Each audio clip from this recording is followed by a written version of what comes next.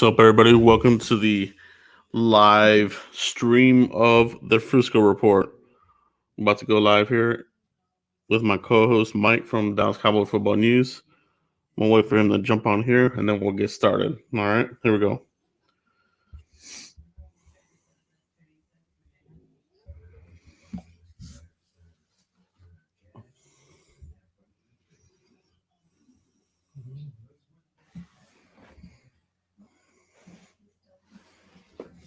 All right.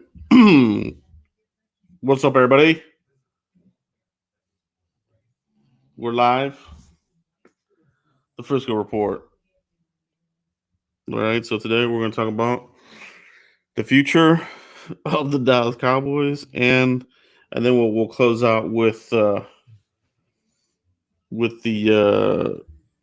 preview: Cowboys versus the Rams. All right. So I'm just waiting to see. I'm waiting for my co-host to get online here, and we'll get started.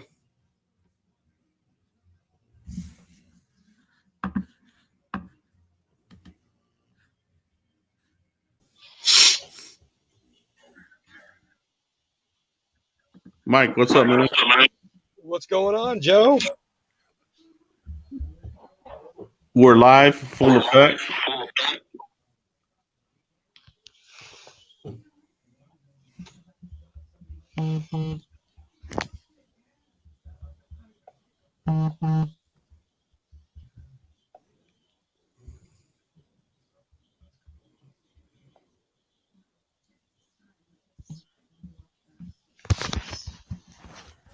All right, so what we're going to talk about here is Cowboys versus the Rams. But before we get into that, we're going to talk about the future of the Cowboys.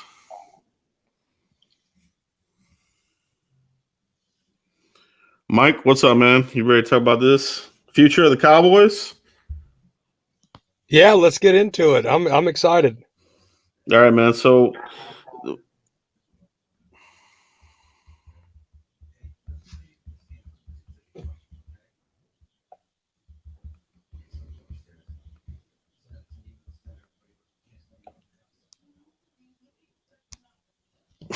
all right, everybody. Patience here. We're getting through. This is our first time going live here with this, so we're working out some of the kinks. All right, so future of the Cowboys. We're still in it. Amazingly, but the Philadelphia Eagles are still right on our tracks. Cowboys.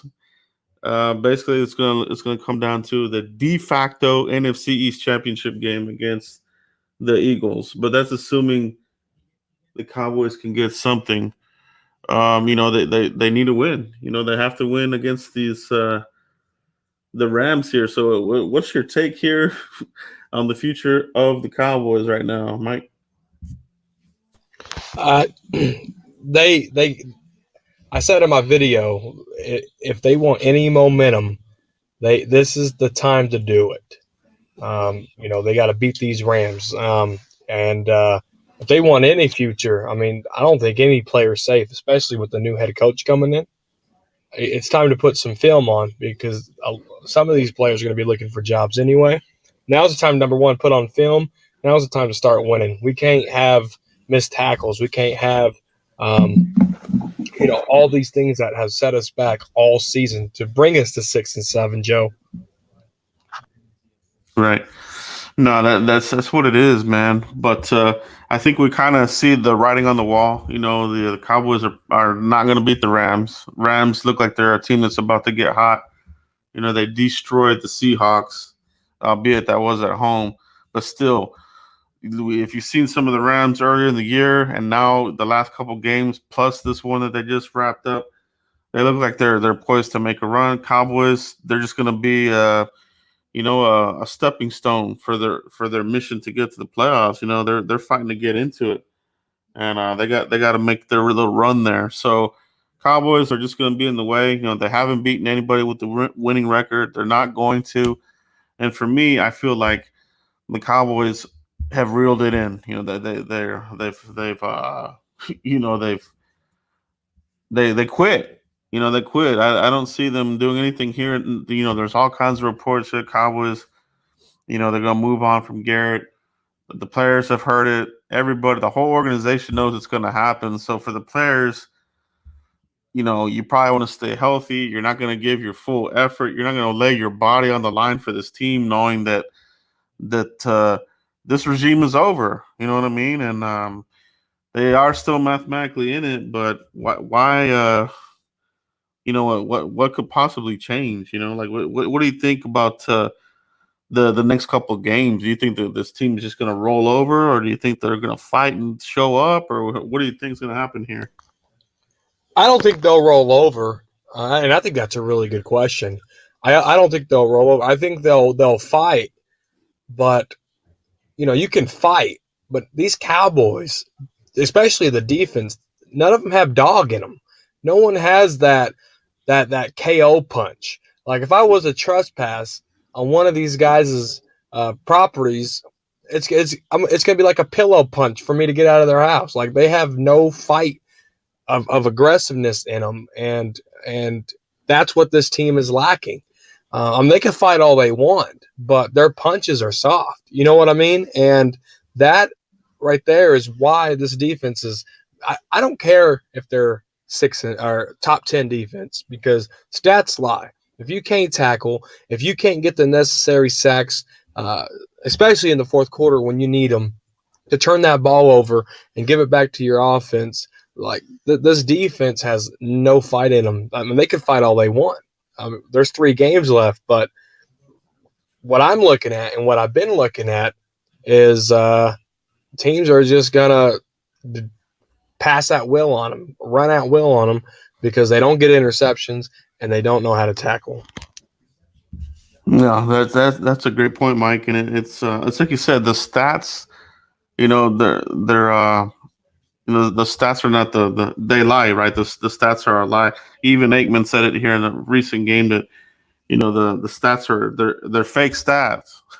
You got Dak throwing for all kinds of yards here, but it's all junk yardage at the end of the game.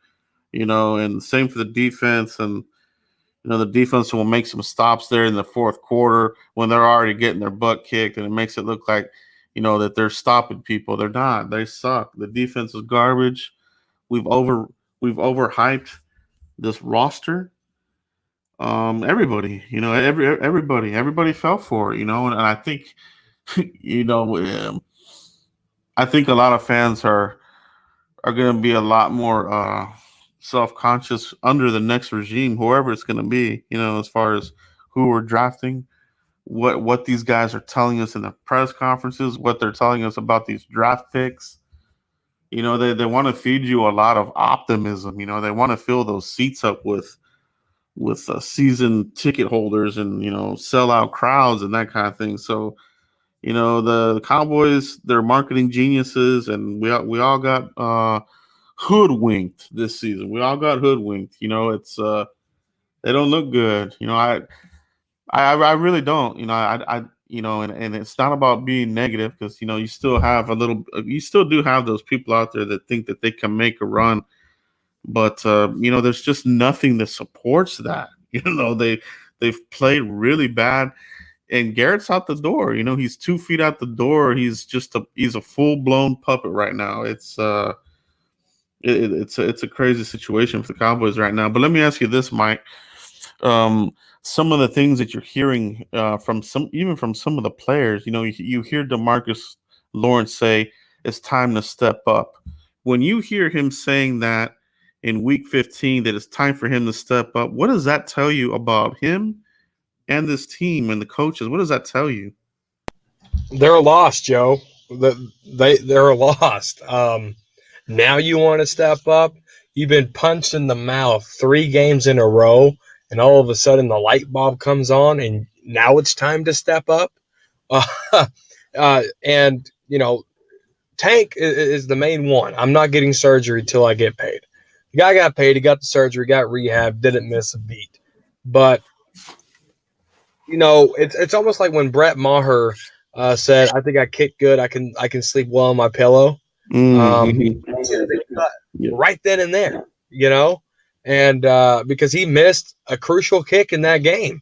And, with one of your leaders, one of your captains like DeMarcus Lawrence saying that now, it goes back to what I said, that this team has no fight in them, because if they had fight in them, they would have got their mouth punched 3 times in a row. No, that's a great point, Mike. And yeah, it's more of the same, and it's not even just him. You hear Jalen Smith, you hear a lot of these other players saying the same thing, like now it's time, now it's time. Like what about all these other week? Like I'm not giving any of these guys a pass. Jalen Smith's my boy, but even he is missing some plays here and there, and nobody's looking good. And they're out here on social media posting vote for me for the Pro Bowl, and I'm just like, what? Like, come on, man! Like, y'all haven't done anything good.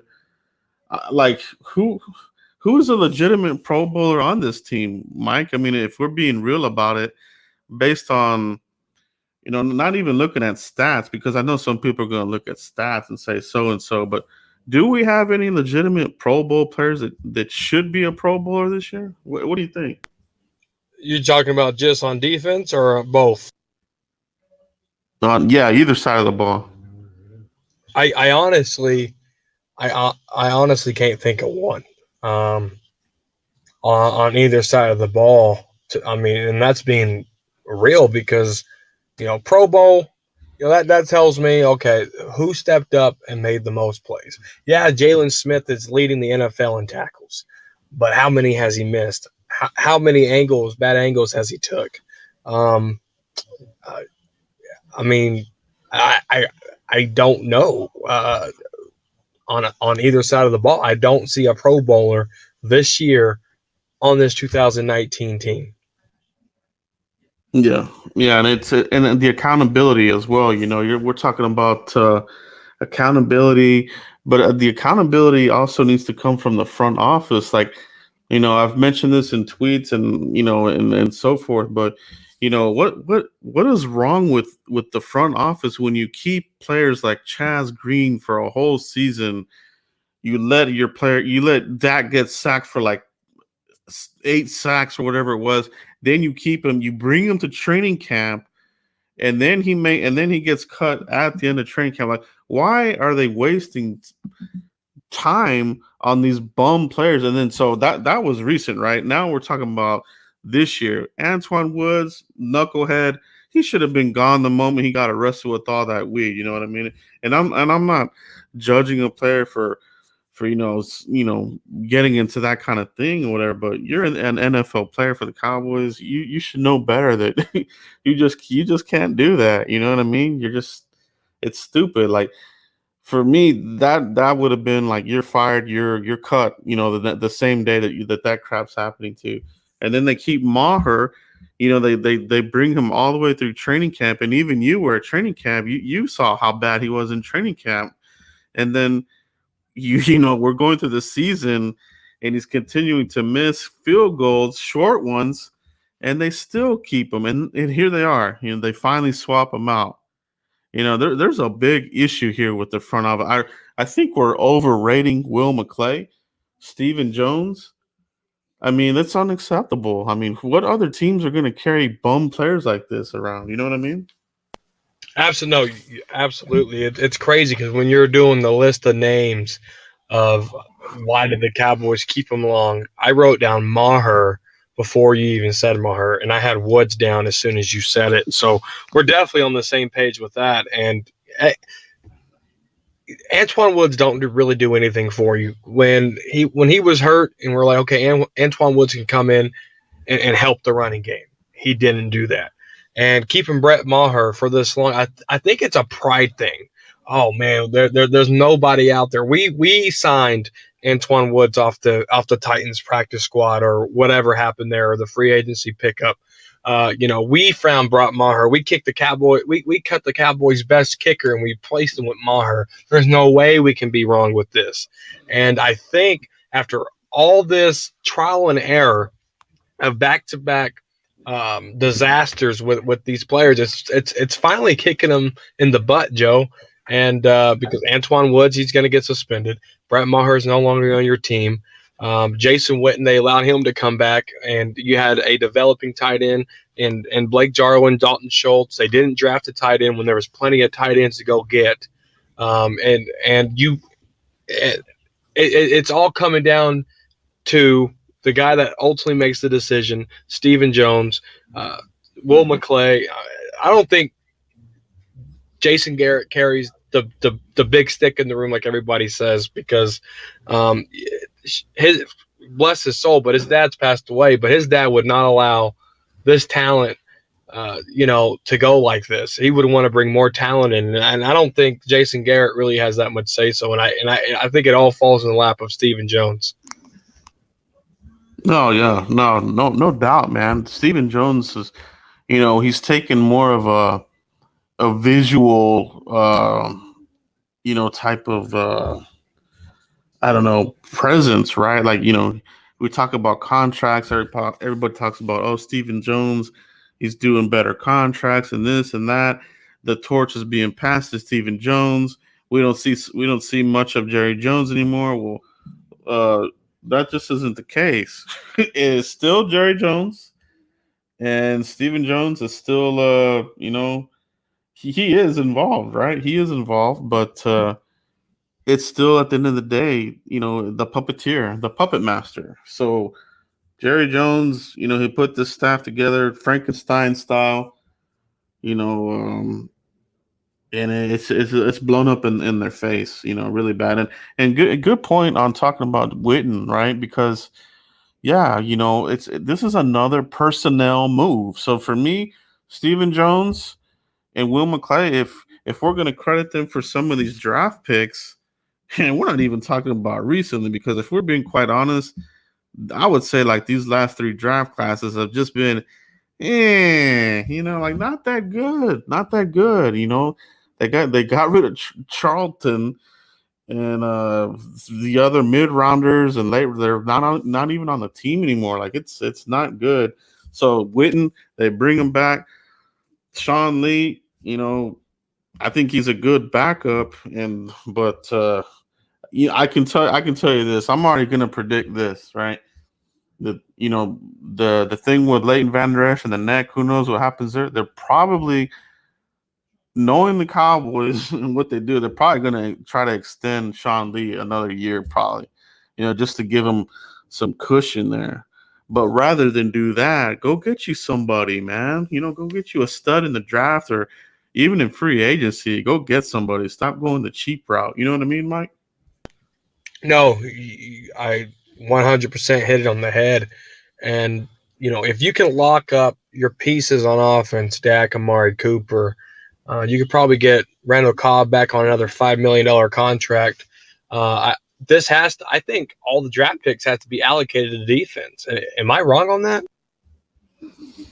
It's I mean, it's like whack-a-mole, really, man. You do have a lot of holes, like what how do you really feel about left guard? Is Connor Williams injury prone? To me, I think he's starting to get that label. He keeps getting hurt.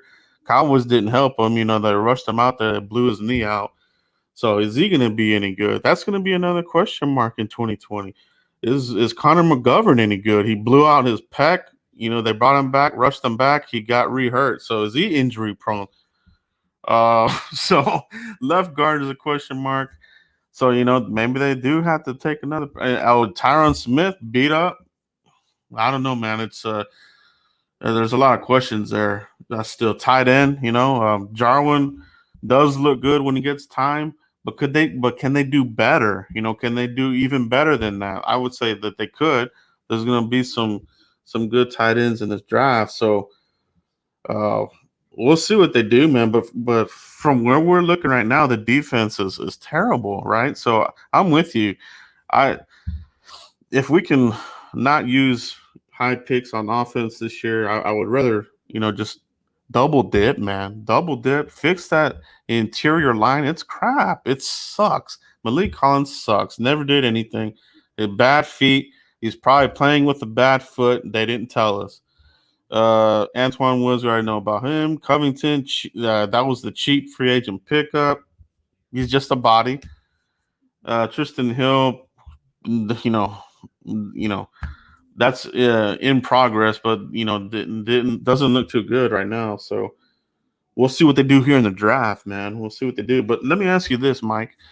Transitioning here to some of the names that are starting to pop up here, right? So, do you believe Jerry Jones when they ask him, have they met with Urban Meyer? Do you believe that?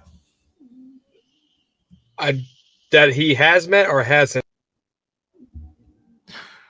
So they asked him, have you met with Urban Meyer? Jerry Jones says no, they have not met with him. So, do you believe that? No, now he might have not met with Urban Meyer, but he probably met with some other coach. I mean, Lincoln Riley was just at AT&T Stadium this weekend.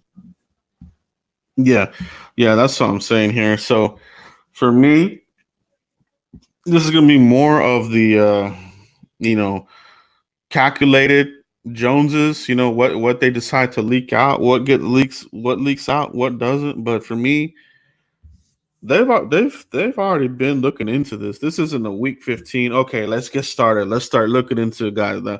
I'll tell you, whenever they had that first 3-game losing streak, that's when it started. I guarantee you, that Jerry Jones was like, this is not gonna be it. This ain't gonna be it. This is gonna be one of those seasons. So they're probably like, final year of Jason Garrett's contract, 3-game losing streak. Here we go again. We're probably gonna have an average season. Let's start doing some research. So for me, this isn't something that is starting to come up. You know what I mean? I have a feeling that they have talked to Urban Meyer. I believe they've talked to him. Maybe they haven't met with him, but that's Jerry Jones. You know, manipulating vocabulary. Like, have you met with him? No, he hasn't met with him. But has he talked to him? Yes, he's talked to Urban Meyer. There's no doubt about it. Stephen Jones, Jared, they've talked to this guy, and they're talking to other guys, other coaches that at the collegiate level or coaches that are not coaching right now because obviously they can't talk to current coaches or otherwise it would be tampering. But do you believe that they have been talking to people behind the scenes? Do you believe that? Yeah, I do. I do. Dave Campo, when he was the coach, Jerry Jones flew to Jersey to talk Bill Parcells out of retiring and come coach for the Cowboys. So they've been known to do this before, and there's nothing stopping them except talking to a current NFL coach right now. But they can talk to anybody outside the NFL. And you're absolutely right. I think it is happening. Exactly, exactly. So that's kind of where we're at right now with what's out there. The names like Urban Meyer, Lincoln Riley, and these kinds of coaches. I know Mike McCarthy has kind of thrown his name out there for the Cowboys, so he's a name to look out for.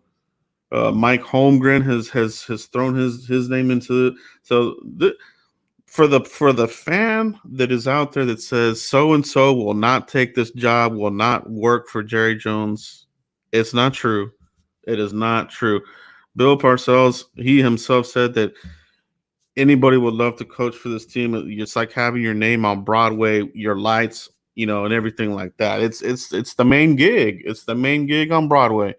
So to say that so and so won't take this job just isn't the case. So I'm very interested to see where this goes. But they do have to be calculated where they go with this coaching search because Black Sunday comes up here in January, the end of the season. A lot of coaches are going to hit the market.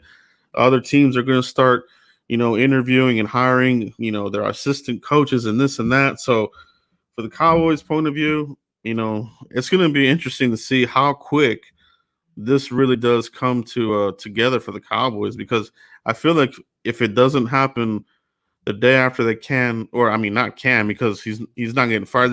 They're just not going to renew Garrett's contract, right? So at the end of the season, if there's not something within 3 to 5 days, it could be that the Cowboys are looking for somebody who's currently coaching, and that's going to make it interesting, because then you start thinking about who's left in the playoffs. Who could they possibly be looking at? You know what I mean, Mike? Yeah, no, absolutely, and it is going to be kind of crazy to look on Black Monday and see who does get released. And I mean, they have to get somebody with experience. And we talked about this last Tuesday. One of my biggest fears is you got 22 free agents. Stephen Jones isn't big spenders in free agency. You only got a handful of draft picks. I mean, how are you going to replace this roster? They're not going to sign all 22 of them again. And you made a valid point. You have to bring in somebody that has the experience, and they have to do that. Who has the experience? Who has a good offense for Dak Prescott? Who can they bring in to make this defense elite? Um, Easier said than done, absolutely, but you have to bring somebody in with some kind of brains. Yeah, you hit it right on the head there, Mike. It's easier said than done. It really is. It's really a big it's a big thing to change coaches in this league, and especially for the Cowboys. You're like the Yankees, you're like the Lakers. They're the team everybody hates, but at the same time, they draw the biggest crowds. Whether it's on Sunday Night Football or Thanksgiving, whatever. The Cowboys draw the biggest ratings across NFL. Nobody beats us. So, the Cowboys, they got to stay competitive. They got to stay ahead of the curve, but they got to stay current. I don't think they can go and get an old school coach with not bad, but old school thinking. I think you got to get somebody that's in between, somebody that has, the playbook of the current NFL, which is more, spread, play action, you know, um, spread offense, these types of offenses, so that'll be interesting. But I think we've done enough here talking about this here, the future of the Cowboys. Obviously, this is going to keep going here as each week progresses. Let's take a quick look at this Rams game and the ramifications. Mike, what is your take on this? Are they winning this game? Are they losing it? Tell me about the Eagles. How the Eagles and Cowboys, how this factors into the season here. Yeah, no, great question. I'll start off with the Eagles because they just played last night. They still look sluggish to me. I think they're playing an inexperienced defense with New York Giants. I think if you put the Cowboys defense behind that, I think the Cowboys defense stops them. I mean, that's how the Zach Ertz wide open in the end zone. I think they got kind of lucky. The Eagles did. I think the Cowboys are still better than the Eagles. Honestly, that's not a fan speaking. That's an eye test speaking. We beat them before already. I mean, they have really no wide receivers. Alshon Jeffrey's out for the year. So the Cowboys can really make a run here. But I think in order to make the run, they got to get that confidence going and beat the Rams. They haven't beat a team this season of above 500. Now is their time to do it, and and they have to get this momentum going into Philadelphia. I mean, the Rams are no joke. The Rams have the blueprint. They started the blueprint on our defense. And all it took was a couple of, okay, when their hands here, this is where they go. If they shift, this is where they go. It's how simple it was. And Sean McVay, and I asked this question. I said this in the video that I made last night. I said, can Jason Garrett out coach Sean McVay? That's going to be the difference in this ball game. Can Garrett out coach McVay? Yeah, can he outcoach? And I would say no.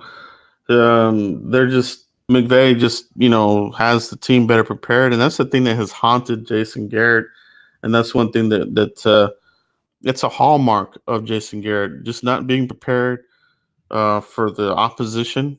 They played down the competition. In game management has haunted him as well. So I mean, there's not a lot of coaches that Jason Garrett is better than. So there's more that are better than him, you know. So McVay, and then obviously you have Wade Phillips. He's gonna want to really put it to Garrett. So this is gonna be a no mercy game. They know they got. They know that Garrett's on the ropes. I think Wade Phillips would love to do nothing more than to deliver the knockout punch. So, but the thing is, it's not really a knockout punch because correct me if I'm wrong here, Mike. But if the Cowboys can still lose this game and they'll still be in in it, it'll come down to that Philly game where it's a de facto NFC East championship game. Isn't that right? Yeah, you're absolutely right. The Cowboys can fall uh, underneath the Eagles this week, beat the Eagles. They'll get the tie. All they have to do is beat Washington, and they win the NFC East because of they'll have a better division record. Yeah, so that's the thing. So crazy, crazy, crazy, crazy. So you do have a lot of fans. I would say majority of the fans are wanting us to just finish the season out 6-10, top 15 draft pick, more than you know getting in the playoffs due to this the division just being garbage, one and done, and you're drafting number 21 with a new coach, a lot of free agents, and an uphill battle. You know what I mean? It's a slippery slope. What do you prefer, Mike? If we're being honest here. If I'm being honest, as a fan, I mean, I want them to get into the playoffs and at least try to make it run. I might get my heart broken, but it's a long off season. Maybe I'm being selfish, but the off season 8 months long, and I waited 8 months just for us to go 6-10. At least try to get into the playoff. I mean, that will make the 8 month long wait worth it. Mm. Yeah. Yeah, and I think that's where fans. I think a lot of fans are probably feeling that too as well, Mike. Because at the end of the day, a lot of us that talk about the Cowboys, and a lot of fans that listen to podcasts and YouTube like we do, they're there for a reason, right? They love the Cowboys. They love to hear conversation and talk about the team. So I'm with you too, man. It's like I wouldn't mind getting into the playoffs, but for me, I think I'm a little bit more as to like, well, if they don't make it, I'm fine with that too. Because I'm just kind of at the point where I just don't see it in them. I don't see the fight. There's no killer instinct. I think they've given up on these coaches. I think they're just going through the motions is what I'm seeing out there. So uh, if they make it, good. If they don't, better. So I'm kind of in between, man. I'm torn between the two, and I think a lot of fans are too, if they're being honest with themselves, right? No, yeah, I'm torn between the two, between the two too, because I honestly just want the nightmare to end. And Mm-hmm. as passionate as we are, anytime we lose, man, it sucks. And just to go into the playoffs just to lose, I mean, it's going to be a heartbreaker. And but it is what it is. But yeah, I'm with you. I'm really torn between the two. I kind of just want the nightmare to end, just cut the throat and leave us bleeding. But there's a glimpse of me. Okay, let's just try to get into playoffs. If we're one and done, we're one and done. At least make the season worth it. Yeah, yeah, and that's what's in front of the Cowboys right now. Despite all the losing, incredibly, they're still in this thing, which is just insane to me. You know what I mean? I read an article that this NFC East is on pace to being the worst combined win loss division since 2008. I think it was like the NFC West. Cardinals finished 9-7, but the rest of that division was garbage. It feels like the Cowboys and the NFC East, how are gonna break that record. I think 8-8, 7-9 might even get you in there. So it's gonna be interesting to see how this thing, finishes. For me, you know, I really don't see us beating the Rams, but I think it is like I said, it's still going to come down to that Philly game, and who doesn't hate the Eagles more than the Cowboys fans, right? Like I can't stand the Eagles, man. I can't stand the Eagles. Uh, right now, they're my most hated NFC East team. For me, it kind of cycles through whoever's giving us the most competition. If it's the Giants, if it's the Eagles, Washington, whoever, you know what I mean. So I would love to beat them, just to beat them, just to get that win and send them on their way. But I think that's where this thing's heading, man. I think it is going to come down to that game with the Eagles. Yeah, it is. And no, I can't stand Eagles. All the 29 years I've been on this earth, I don't like Eagle fans. I don't like anything about the Eagles. I can get along with Giant fans. I can get along with Redskin fans. They have sense, but Eagle fans, they're just the worst on this planet. Seriously. That's what it is, baby. That's what it is. So for this game, coming back to this game real quick, what in your mind is it going to take for the Cowboys to win this game? If they were to somehow win this game, what do they need to do besides the cliches that we talk about? Like that kind of thing. What is the main thing that these guys really need to do to get this win? To get this win, you got to feed Zeke. I mean, that might be cliche in itself, but time of possession. If you let Jared Goff be a surgeon against this defense, and we know he's capable of doing that, then he's going to put up 40 points on you, probably with his eyes closed. You got to win time of possession. You literally got to score touchdowns. The field goal thing, yeah, we got Forbith or whatever his name is, but go in there and go get touchdowns. The 50-yard, 90-yard field goals ain't going to cut it against these Rams. You got to keep all that offense off the field. You got to wear out that defense, and how to wear them out is you give it to probably the most physical running back in football. Yeah, that's what it is, man. That's what it is. For me, it's just about. I think for me, we'll know with the first possession on offense and the first possession of defense if they look deflated in any kind of way early on. I think it's a good indicator that this team has full blown called it in, and they're just going to go out there and go through the motion. So if we're looking for a win, they really have to be what they haven't been. They got to come out with a lot of energy. They got to come out here and put the pedal to the metal and try to make this a shootout or feed Zeke, like you said. But either way, they gotta score a lot of points in this game. I think that this game has the potential to be a shootout. If the Cowboys can't keep up, this could be a blowout. So we'll see what happens here. But yeah, I'm with you, Mike. That's a good indicator there. If they can get that time position, because they were terrible in that last game. I think they lost time position like big time. It's not a good look. Yeah, they lost time of possession in the very first drive. It took them 9.5 minutes to score. And, I mean, they were controlling the clock. They were moving methodically. And that's it. This offense has to find – they haven't scored in the second or third quarter in the last 3 games. That cannot happen against these Rams. You got to be able to score every quarter, on the quarter. And I wouldn't say every possession, but dang close to every possession. Mm-hmm. That's right. That's right. Well, I think that's it, Mike. I think we did a good here live for the first time here on the podcast. Hope you guys catch this on the replay.